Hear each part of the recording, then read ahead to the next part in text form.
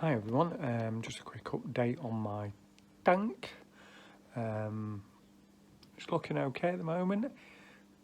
When I was rubbing down there was just a little divot in there, so I've put a bit of stopper in, and when that's all hardened off I can rub it all off and put some filler primer on it again. So let's have a quick look.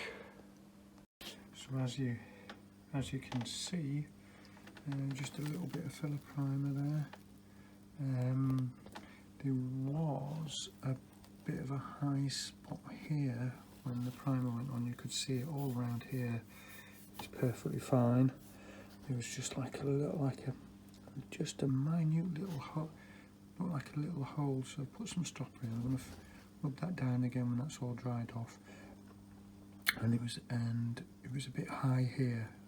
So I said I've flattened that off, so I'm going to flatten all that off and then give it another quick light coat of primer and then see what the effects of the the tank's like.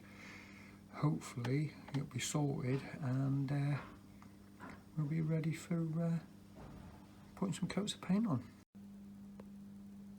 Well, it seems to be coming along.